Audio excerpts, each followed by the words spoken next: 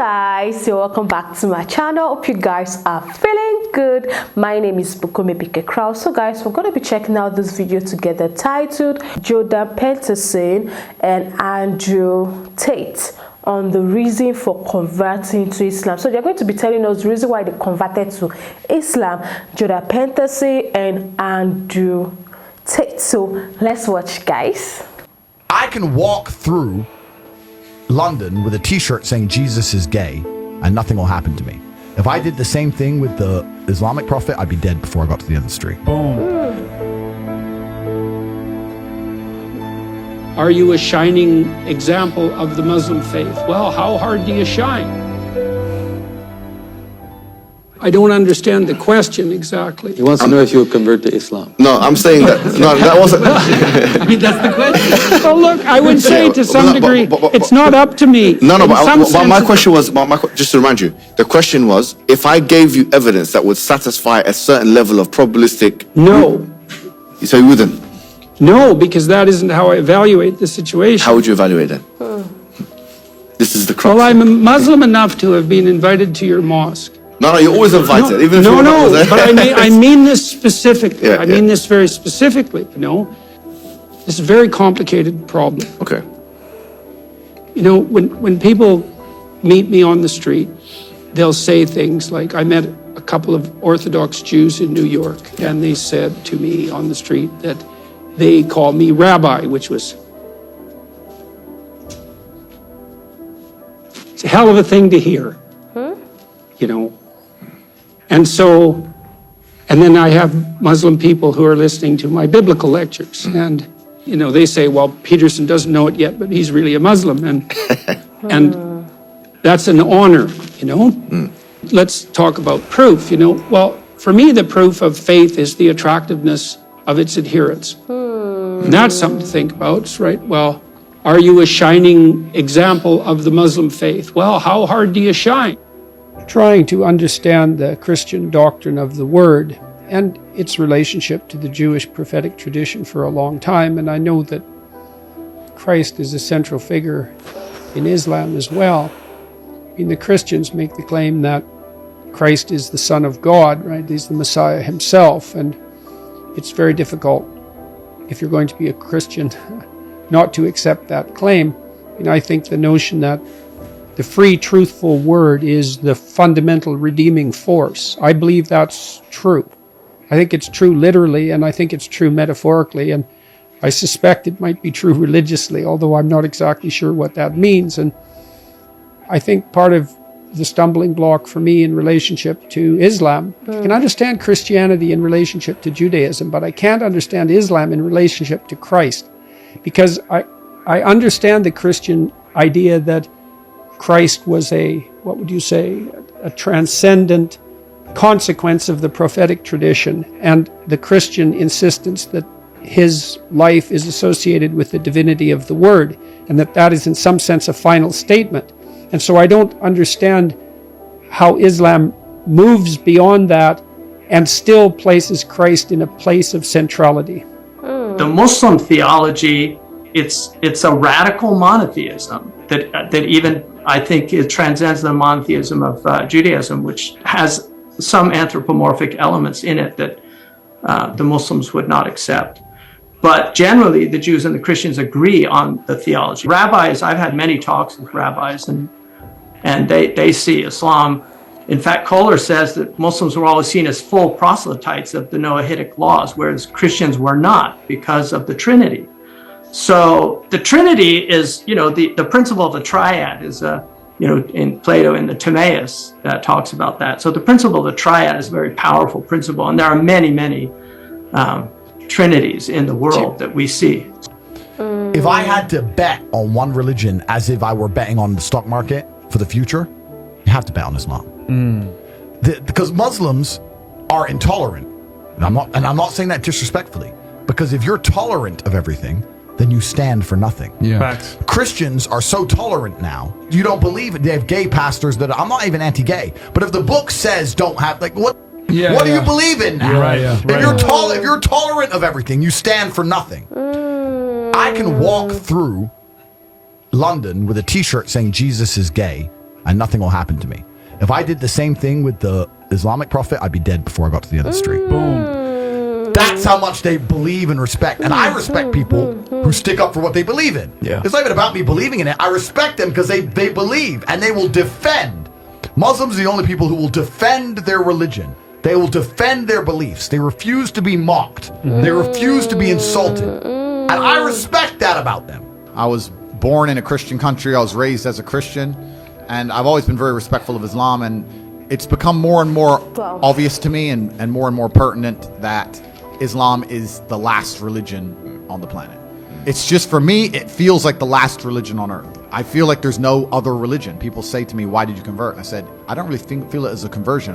It's almost like I knew God was real and now I've become religious. And you say, well, you were religious before. I was like, religious before how? Christian? What does Christian mean?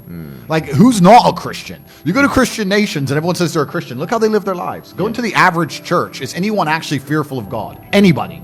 No. The girls are out on Saturday night drinking and then they turn up to church because their parents made them. Like, there's no substance to the religion. And also, Islam very closely reflects my personal beliefs. The Prophet Muhammad said faith is to believe that there's only one God and that Muhammad, which includes all the previous messengers, is a messenger of God, to believe in angels, to believe in the books that God has revealed, to believe in the last day, the day of judgment, and to believe in the measuring out of good and evil, that good and evil is part of life.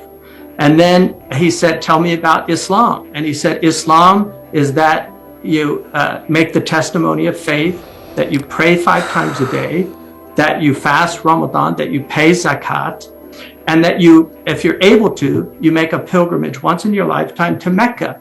And then he said, tell me about ihsan, which is the 3rd dimension of Islam. And he said, and this is the dimension of virtuous being, like being a person of arity, of excellence in the world. And he said, ihsan is to worship God as if you see God. And if you don't see him, at least you know that he sees you. So you have an awareness that there is a divine presence, and you should be in a state of awareness in your behavior. I mean, one of the things about, you know, if you're driving and everybody's speeding and then somebody sees a cop, they all suddenly slow down. That's people when they're in the presence of authority, they tend to behave well, unless they're an utter rebel. I mean, there are those people. I'm trying to figure out how to be a Jew and a Christian and a Muslim at the same time. But become Muslim, that's the best way, because the beauty of Islam is you get the Old Testament, the New Testament, and the Last Testament. I mean, that really is, for me, even the Jews acknowledge this, because Islam in many ways is a universalized Judaism. It's Judaism for the Gentiles. We have the mikvah, you know, they do ghusl, we have ghusl. I mean, you know, which is the ritual, the baptism, a total immersion in water ritually to purify yourself, which is done at least once a week. That only leaves one religion left in which you can install. Degeneracy will disappear. Yeah. Crime will disappear. Men and women will stay families again. People will have children. And People all work the world's hard. problems will be They'll fixed. chase their goals. Absolutely. I call for the Islamification of the entire Western world, because otherwise we have atheistic countries. And when you remove religion, now what do you have? People are now adhering to woke ideology and this new insane religion. Everybody has a religion. If you remove Christianity from the West, you don't have atheists. You now have these people adhering to this woke, new world liberal psychopathy, where people are doing absolutely insane and disgusting things to each other and children, and they're sitting there saying that that's progressive somehow. And it's absolutely utterly disgusting. So if we need a God to believe in to preserve morality and decency amongst humanity, then let's have a God that people actually fear and respect. And that's why Islam is the only religion left on the planet. There's no other religion you can possibly name that even matters. Oh, wow. The intro actually got to me when he said he can walk through, you know, he can walk in public claiming to be Jesus or claiming to be a gay Jesus, and Christianity will be okay with it. But Muslim, you trying to imitate Prophet Muhammad or Allah, you'll be dead. They'll come for you. Like, they take their religion so seriously. And one thing I love about Islam is that majority of them, they follow the ways of Islam.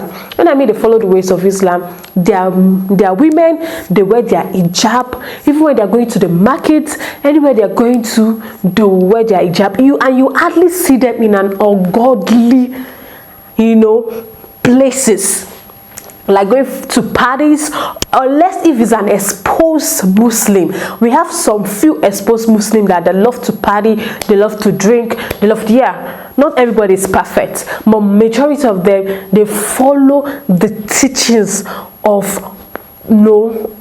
Quran. They follow everything in the Quran, and they serve their God with everything within them. They don't joke with God. If you say something bad about Islam, they'll come for you. Just like the way I reacted to a video, the death of Prophet Muhammad.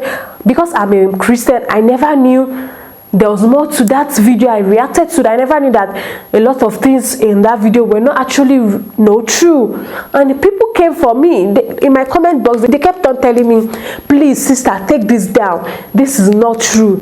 Most of them, you see that they pray 5 times daily, in which some Christians don't do, or will I say most Christians don't do. They pray 5 times daily. They'll find a secret place and pray, and it's a good thing. Their women will wear their hijab, whether they're going to mosque, they're going to market, or wherever they're going to, and they don't joke with prayer. And wow, this is interesting. Now I understand why these 2 amazing people converted to Islam, because they didn't see the need to stay in the religion they were in before. And maybe they saw how Islam coordinates their things, how they live their life, and and it was, please, like, whatever we preach, let it reflect in our life. Like, let's try as much as possible to, people believe in what they see. They want to see it in your life. They don't want to just hear what you have to say. They want you to practice it and do the right thing that will please God. Wow, thank you so much for watching. Don't forget to smash that subscribe button for more likes, share and comment, and I'll see you guys in the next one. Stay blessed. Bye.